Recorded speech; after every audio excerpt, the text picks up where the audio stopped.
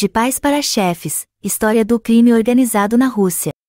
Ivan Caim e Sofia Mão de Ouro, gíria cosaca e favelas de São Petersburgo. Contamos sobre os principais nomes e eventos na história do crime russo desde o século XI até 1917. Entre os principais crimes do Código Legal da antiga Rússia, a Russo Pravda, são mencionados assassinatos, roubos e furtos. É precisamente com o furto que estão relacionadas as primeiras evidências conhecidas de crime organizado no século XI. Os artigos da Russo Pravda falam sobre como os ladrões, ou, como eram chamados naquela época, tati, frequentemente agiam juntos, roubando coisas, grãos ou gado. Os itens roubados eram revendidos várias vezes, mais de 3, o que sugere a existência de receptadores de produtos roubados que vendiam as mercadorias no mercado. Cada criminoso capturado pagava uma multa fixa, bastante alta. Embora tal punição não pareça cruel, a profissão de tati era extremamente perigosa, pois quem os pegasse no local do crime poderia legalmente matar o criminoso como um cachorro, ou seja, como um cachorro. No entanto, se um ladrão capturado fosse amarrado ou não fosse morto imediatamente, o castigo ao criminoso, que agora deveria ser levado ao tribunal do príncipe, era considerado como justiça. A Russo Pravda estabelecia punições severas para os ladrões de cavalos, o exílio da comunidade, e uma das penalidades mais severas esperava aquele que matasse alguém sem motivo. O assassino era expulso junto com sua família, e seus bens eram confiscados. O crime na antiga Rússia naquela época estava muito pouco organizado, então não é surpreendente que ainda não houvesse uma estrutura especializada para combatê-lo. A comunidade e aqueles que foram prejudicados pelos criminosos buscavam justiça por conta própria, o príncipe e seus homens julgavam os ladrões e assassinos pegos e lhes impunham punições.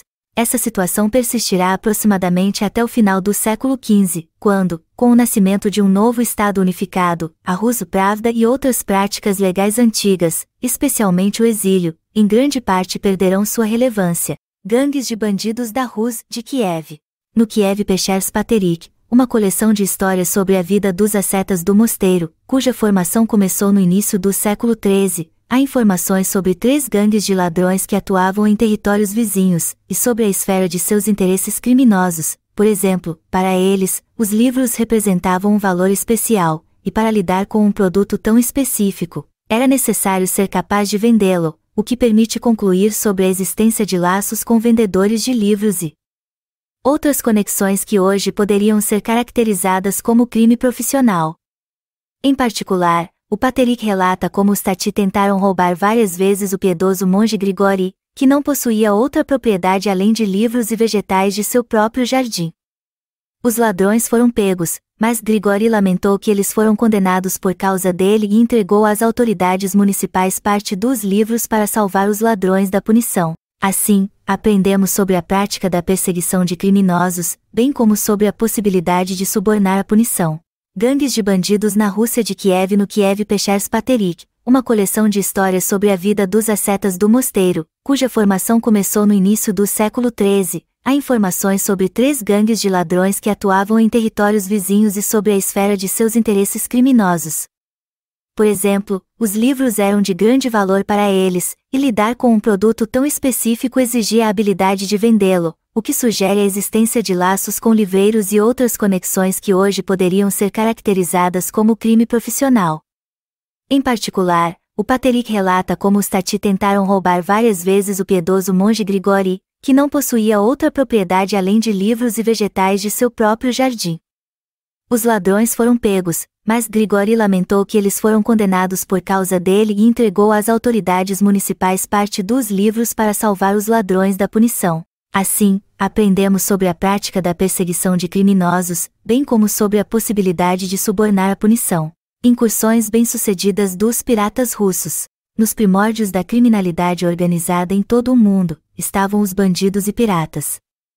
Na antiga Rússia, esses bandidos eram os Ushuniki, habitantes de Velik Novgorod e das terras adjacentes, que navegavam pelos rios Viatka, Kama e Volga para saquear territórios vizinhos em pequenos barcos Ushuis.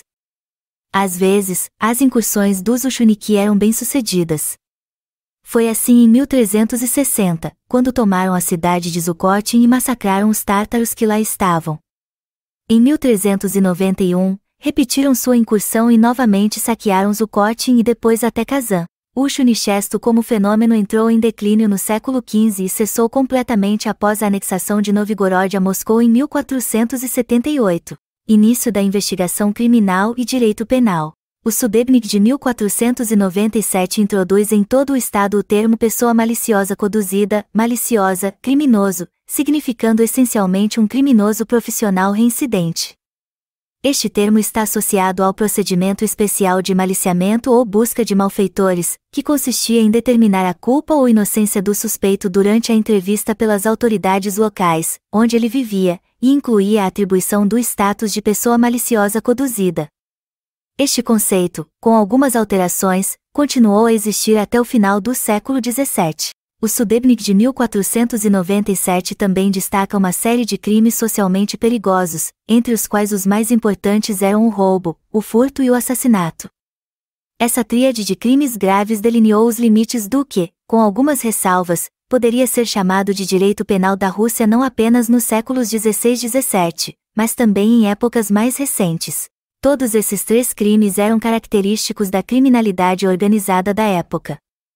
Bandos de ladrões e comunidades de ladrões, como documentos mostram, existiam em uma rede de relações sociais, onde moravam, para quem vendiam mercadorias etc.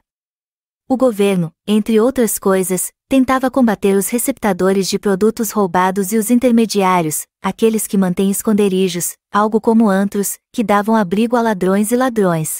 Para erradicar o crime, eram aplicados procedimentos processuais especiais, sendo a tortura um meio importante.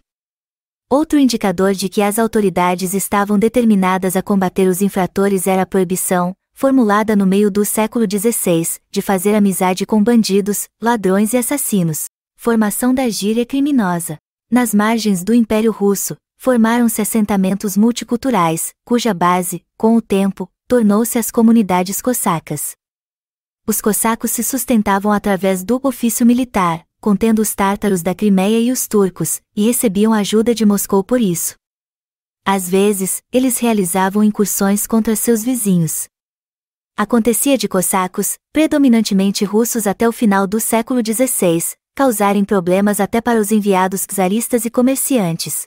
Os cossacos eram caracterizados por uma estrutura social e política especial, consideravam-se súditos do czar, mas com condições de autogoverno. Nas assembleias militares, os círculos de coleta comum, as decisões eram tomadas por votação, e o atama militar era eleito lá. Além disso, por exemplo, os cossacos do Don não entregavam aqueles que vinham até eles.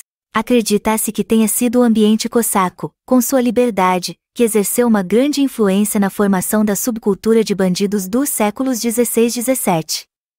No início do século XVII, a palavra cossaco quase se tornou sinônimo de bandido, e a língua russa, ao longo do tempo, enriqueceu-se com palavras e expressões como Priton igual abrigo, refúgio secreto de bandidos fluviais, Sarin na Kishu, bater em todos, e também um grito de guerra de bandidos durante um ataque, Duvani igual soprar, ou seja, dividir o saque, deixe o galo vermelho voar, colocar fogo, e assim por diante. A primeira sistema estatal de combate ao crime. Por volta de 1539, surgiram os primeiros relatos sobre o estabelecimento das Gubni Izby, câmaras criminais, na Rússia. Elas eram órgãos de administração local encarregados de combater crimes especialmente perigosos, como assaltos, furtos e homicídios. Todos os cargos nas Gubni Izby geralmente eram ocupados por eleição. O líder era o Gubno Starosta, ancião da Câmara Criminal, geralmente proveniente da nobreza, que, devido à idade ou ferimentos, não podia prestar serviço militar ativo. O starosta era auxiliado por tselovalniki, jurados, escolhidos entre camponeses ou habitantes urbanos, que assumiam a maior parte do trabalho operacional e até participavam das decisões judiciais. Além dos tselovalniki, cargo eleito entre camponeses ou moradores locais que prestavam juramento e beijavam a cruz, as Gubni Izby tinham vigias responsáveis pela segurança do prédio administrativo e da prisão, um carrasco e, ocasionalmente, um leitor, biryush em russo, que anunciava aos cidadãos os decretos reais. Para supervisionar as Gubni Izby, foi criado o Razboini Prikais, Departamento de Combate ao Banditismo, que não apenas gerenciava os órgãos locais de combate ao crime, mas também atuava como a mais alta instância judicial, excluindo o Tribunal do Czar e a Duma Boiar, sendo usado em casos extremos como uma instância de apelação superior ou quando o caso era muito complexo.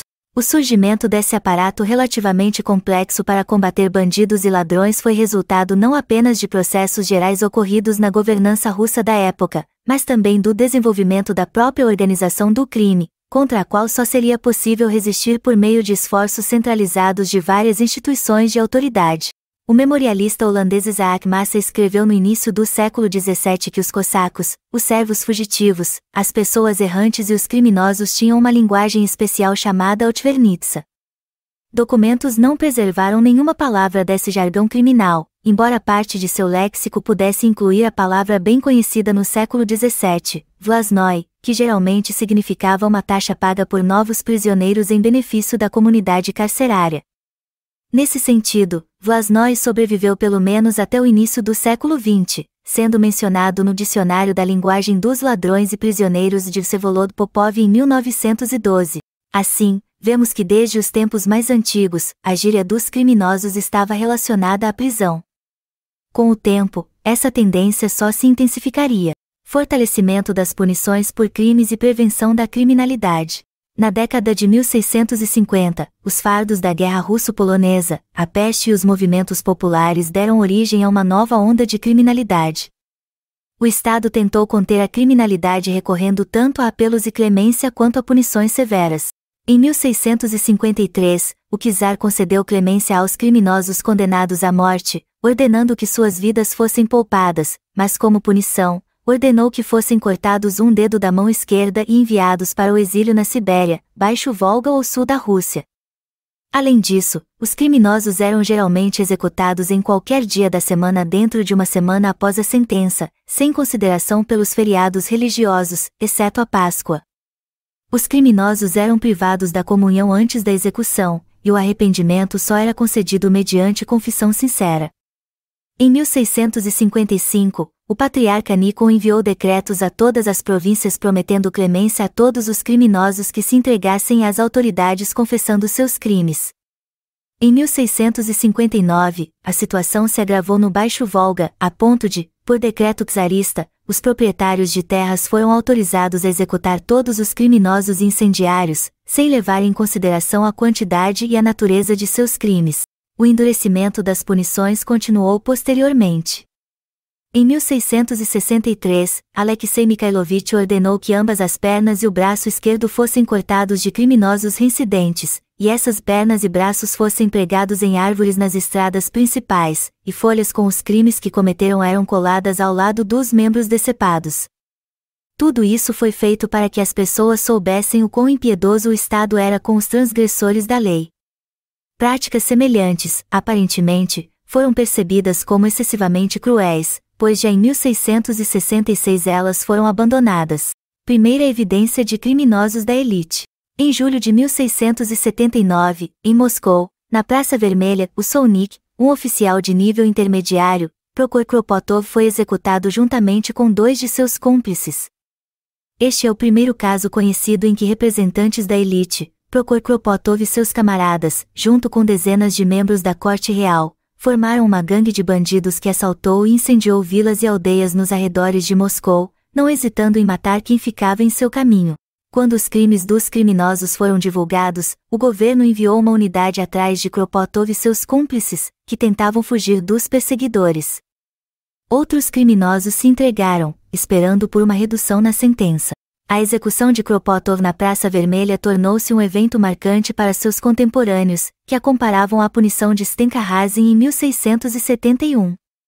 As autoridades estavam tão preocupadas com o caso de Kropotov quanto a população, pois o líder da gangue não apenas roubava e matava, mas também afirmava estar disposto a fugir para a Polônia e depois marchar com seu rei para a guerra contra Moscou.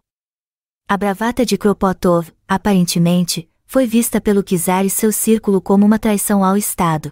As razões pelas quais Kropotov e muitos representantes de outras fileiras nobres se envolveram em pilhagens nos arredores de Moscou pela primeira e última vez na história do Estado moscovita são verdadeiramente desconhecidas. Segundo o historiador Pavel Vladimirovich Sedou, os criminosos, entre outras coisas, Precisavam de recursos para continuar levando um estilo de vida condizente com a elite do final do século XVI. Primeiro livro descrevendo a criminalidade nos tempos de Peter I. Em 1724, no final do reinado de Petróleo, o original projetista e pensador Ivan Tikhonovich Posushov concluiu o livro da pobreza e da riqueza. Nele, ao refletir sobre os obstáculos mais significativos para a prosperidade da Rússia, ele dedicou um capítulo inteiro aos bandidos, dos quais temos mais do que em outros estados. A crítica aos antigos sistemas de governo ainda não superados pelas autoridades, culpados, na opinião de Posushov, pelo aumento da criminalidade, pode ser resumida nos seguintes pontos. Em primeiro lugar, as autoridades lidam com os processos judiciais muito lentamente, e muitos criminosos passam muito tempo na prisão, de onde depois escapam e continuam violando a lei. Em segundo lugar, as antigas leis criminais já estão desatualizadas e precisam ser alteradas. Em terceiro lugar, Posushov observa que os funcionários muitas vezes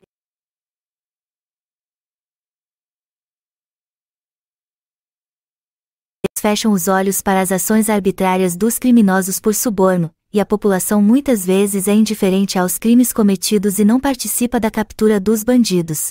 Em 1711, no distrito de Likin, uma gangue foi descoberta, composta por pouco mais de 100 bandidos vestidos com uniformes rasgados e armados.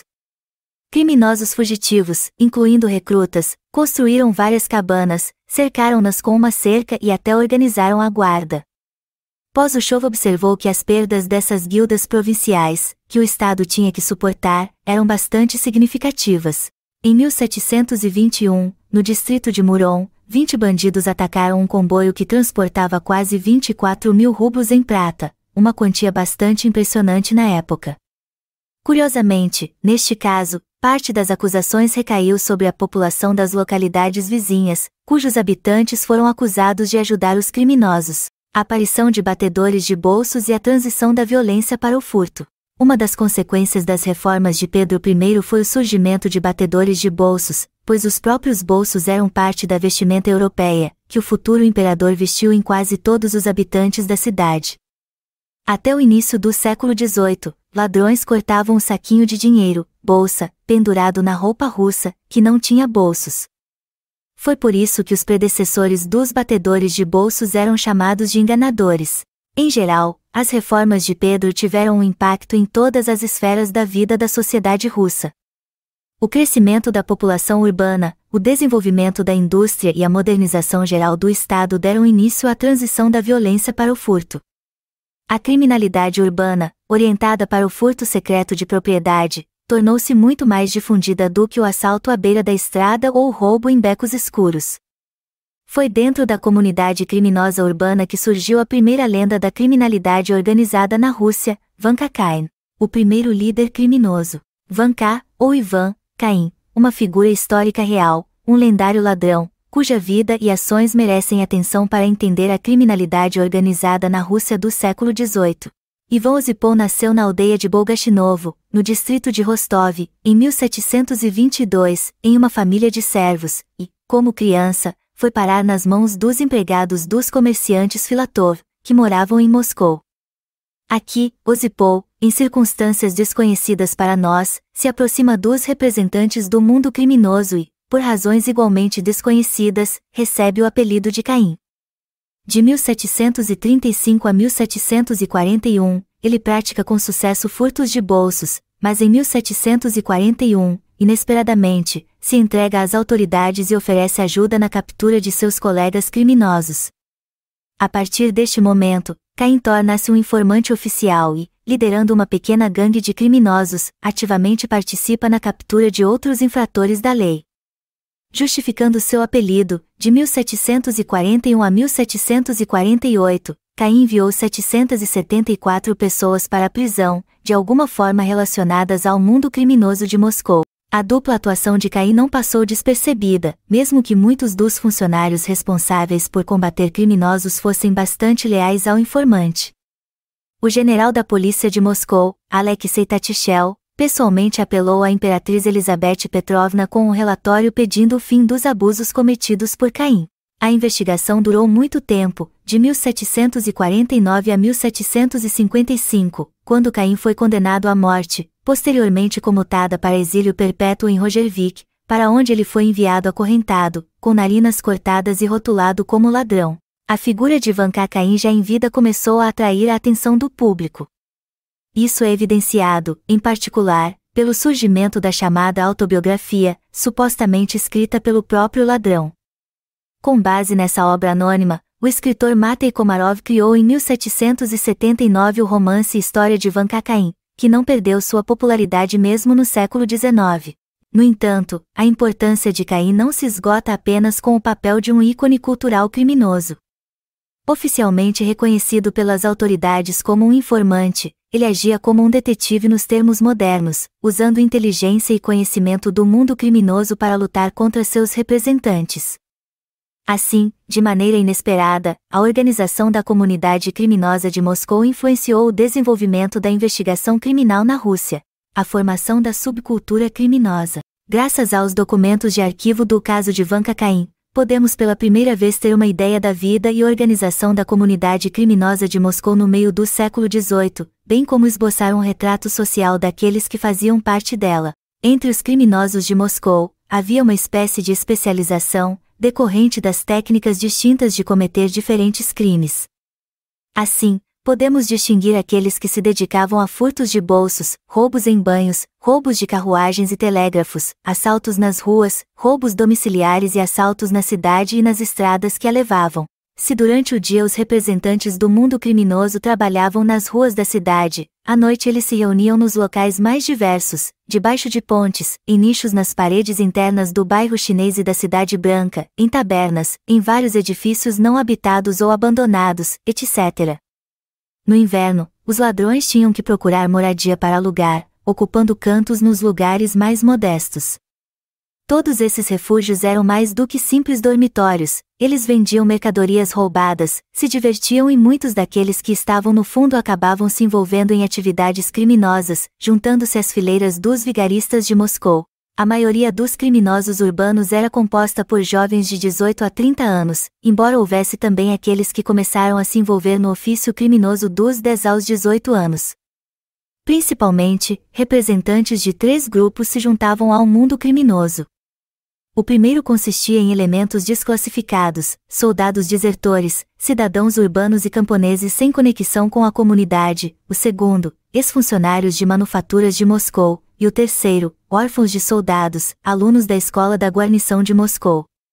Curiosamente, a maioria dos criminosos nasceu em Moscou, não sendo provincianos em busca de uma vida melhor na cidade. Pelos dados disponíveis, todos esses indivíduos começaram a trilhar o caminho do crime em uma idade tão jovem não por uma vida fácil. Órfãos completos ou aqueles que cresceram sem pais, foram obrigados a ganhar o pão com trabalho pesado ou a se empregar em manufaturas.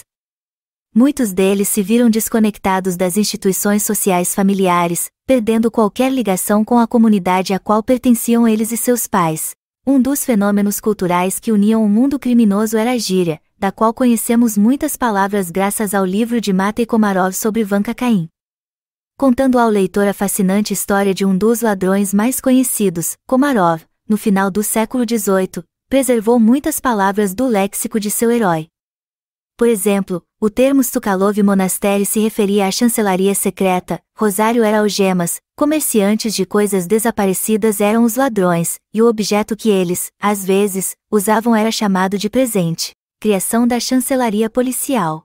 No início do século XVIII, ao abolir os antigos decretos e órgãos locais de autoridade responsáveis pelo combate ao crime, Pedro I, inspirado nos modelos da Europa Ocidental, estabelece um novo sistema de órgãos de autoridade que, no entanto, por um tempo, não incluiu a polícia. Em 1718, foi criada a Chancelaria Policial em São Petersburgo, liderada pelo general de polícia Anton Manuylovich Devier. Em 1722, uma chancelaria semelhante foi aberta em Moscou, e posteriormente o mesmo foi feito em algumas outras cidades. Naquela época, a polícia supervisionava a ordem pública no sentido mais amplo possível, incluindo a ordem nas cidades, a aparência, os trajes para mascaradas, a conformidade dos edifícios em construção com as normas arquitetônicas, etc., e, portanto, com uma equipe pequena, estava sobrecarregada de deveres e não podia combater eficazmente o crime. No meio do século XVIII, as confeitarias do polícia, independentes das autoridades locais, eram subordinadas à chancelaria principal do polícia. Este sistema persistiu até as reformas de Catarina II, quando foram criadas as administrações de beneficência lideradas pelos prefeitos, que se tornaram as novas instituições policiais. Para cada uma dessas agências, foi designada uma equipe própria, geralmente mais suficiente para manter a ordem do que antes. Em 1802, foi formado o Ministério dos Assuntos Internos, que subordinou todas as autoridades policiais, atribuindo-lhes também uma série de novas funções, o que reduziu a eficácia de seu trabalho. Nessa forma, a polícia persistiu sem mudanças significativas até as reformas da metade do século XIX. A verdadeira polícia investigativa só surgiu na segunda metade do século XIX. Primeiros dados estatísticos sobre tipos de crimes. Em 1866, em Tobolsk, foi publicada uma pesquisa de Evgeny Nikolaevich Anushin sobre estatísticas criminais na Rússia ao longo de 20 anos, de 1827 a 1846. Estudos sobre a porcentagem de deportados para a Sibéria foram escritos com base em materiais documentais da Ordem de Tobolsk sobre deportados, que, como o nome sugere, estava envolvida na organização do envio de criminosos para a Sibéria de todos os cantos do Império. De acordo com os dados apresentados por Anushin, quase 160 mil pessoas passaram por essa ordem durante esse tempo. Dentre eles, metade foi deportada administrativamente por vagabundagem, comportamento inadequado e fugas da Sibéria, enquanto a outra metade que nos interessa eram criminosos deportados por sentença judicial. Entre eles, os crimes mais populares foram fraude e roubo, 40,6 mil pessoas, seguidos por assassinato e suicídio, 14,5 mil pessoas, e fechando o trio de líderes, assalto e roubo, 5 mil pessoas. Essa relação geral de crimes cometidos não sofreu mudanças significativas posteriormente, como confirmado por outras análises estatísticas até o início da Primeira Guerra Mundial em 1914. Infelizmente, não sabemos qual parte desses números corresponde à criminalidade organizada, pois essa questão não era de grande interesse para as estatísticas na época. No entanto, é impossível não notar que a transição de crimes violentos, assalto e roubo, para crimes não violentos, frequentemente cometidos secretamente, já havia sido concluída até o primeiro quarto do século XIX. Primeira descrição artística do mundo do crime. Entre 1864 e 1866, foi publicado o romance Petersburg Sons de Vsevolod Vladimirovich Krestovsky. Além do enredo de aventura e detetive, o autor conseguiu retratar os mais diferentes estratos sociais da sociedade de São Petersburgo, tornando o livro uma das obras mais lidas na Rússia na segunda metade do século XIX. Vale ressaltar que a descrição bastante naturalista da vida nas camadas mais baixas da cidade, fornecida com inúmeros jargões, especialmente atraía o público. Como alguns afirmavam, Krestovsky tirou informações de suas viagens pelos bairros pobres junto com o famoso detetive Putilin. Outros apontam com razão para a semelhança da linguagem dos criminosos no romance com o manuscrito sobre o idioma dos trapaceiros de São Petersburgo de Vladimir Ivanovich Dal. De uma forma ou de outra, não temos motivos para duvidar da confiabilidade das fontes utilizadas por Krestovsky.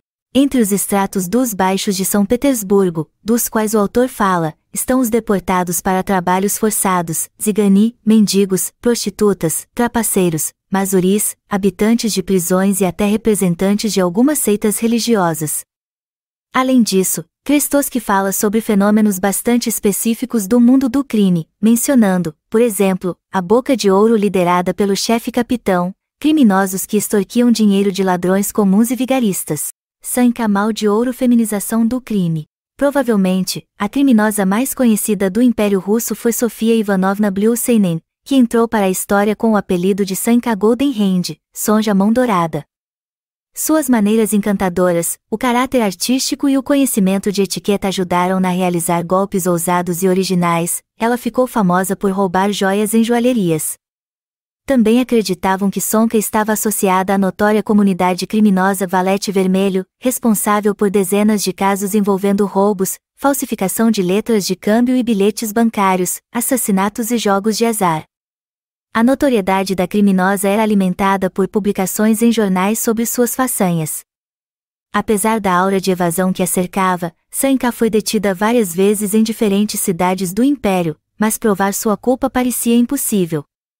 Finalmente, em 1880, ela foi capturada e enviada para Sakhalin, onde, cumprindo a pena estabelecida, faleceu alguns anos após sua libertação. O estudo do jargão criminal. Em 1912, o linguista Baudouin de Courtine recebeu o manuscrito intitulado Estudo do Jargão dos Criminosos de um ex-aluno do Instituto Tecnológico, Pavel Petrovich Iuin, condenado por um crime desconhecido em 1906 e que estava na época do estudo em uma prisão na região de Irkutsk. Depois de examinar o texto, Baudouin de Courtine o entregou à Academia de Ciências. O trabalho de Iuin não oferece apenas mais um dicionário de gírias, esses já eram conhecidos anteriormente, mas uma série inteira de recortes lexicais usados por criminosos de várias especialidades e locais de residência.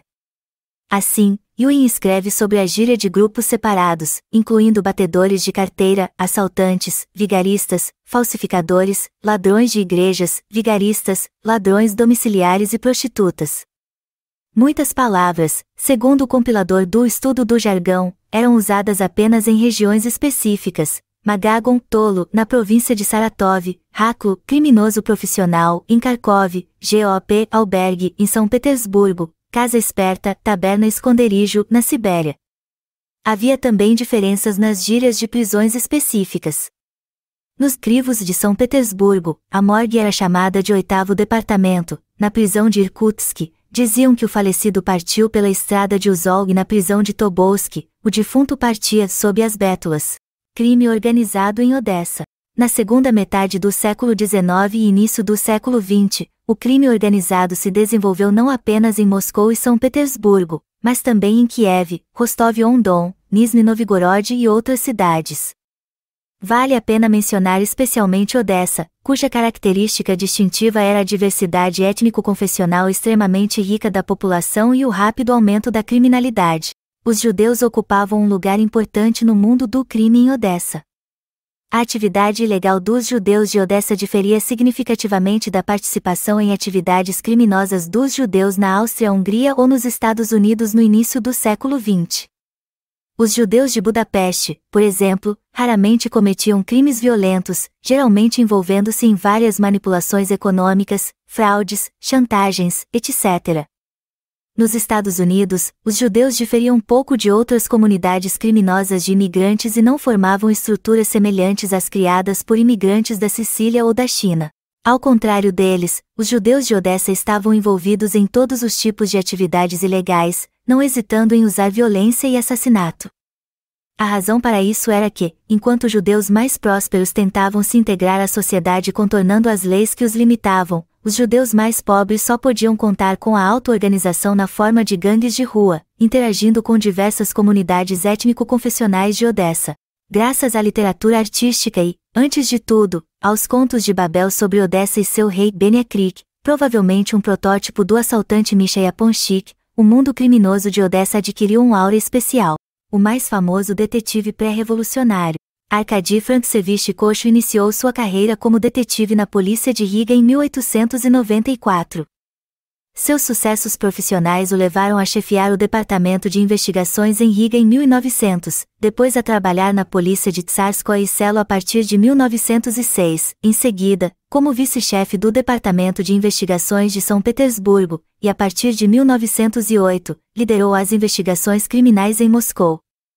Esse rápido avanço na carreira pode ser atribuído principalmente às habilidades profissionais de Arkady Frantsevich, que dedicava grande atenção à implementação das últimas conquistas da criminalística. Por sua iniciativa, foi criado em Moscou um arquivo de criminosos, contendo não apenas fotografias dos infratores, mas também impressões digitais e vários dados antropométricos, altura, tamanho do sapato, etc. Outra realização do novo chefe foi a organização de uma extensa rede de agentes, e o que é especialmente importante, Kosho selecionou 20 de agentes altamente confiáveis para supervisionar tanto seus subordinados quanto a informação. Dessa forma, ele conseguiu identificar muitos colaboradores dentro da polícia que ajudavam os criminosos e praticamente eliminou as fugas de informações. Em um ambiente de segredo, Arkady Frantsevich organizava grandes batidas várias vezes por ano, reduzindo não apenas o nível de furtos, mas também tornando os feriados muito mais seguros, já que antes eram um período de liberdade para ladrões e fraudadores. Os esforços de Kocho foram altamente reconhecidos pelo governo na Rússia e por profissionais forenses no exterior. Em 1913, a polícia do Império Russo foi reconhecida como a melhor do mundo em termos de resolução de casos, e Arkady Frantsevich recebeu uma nova promoção e, a partir de 1914, tornou-se o chefe da investigação criminal em todo o país. Início de uma nova era na história do crime organizado. A Revolução de 1917 e a subsequente Guerra Civil não apenas marcaram um ponto de virada no destino da Rússia, mas também representaram uma virada na história do crime organizado. À frente do país, estava um novo surto de banditismo, e é nesse contexto que lembramos de Misha Yaponchik, e seu duplo literário, Benia Krik, de Babel, e Lenka Panteleev. Yaponchik, o chefe do mundo criminoso de Odessa, aparentemente aspirando ao controle real da cidade durante a Guerra Civil, personificava o tipo de bandido nobre que assalta os ricos. Lenka Panteleev, um ex-chequista expulso do serviço, organizou uma gangue em Petrogrado de 1922 a 1923.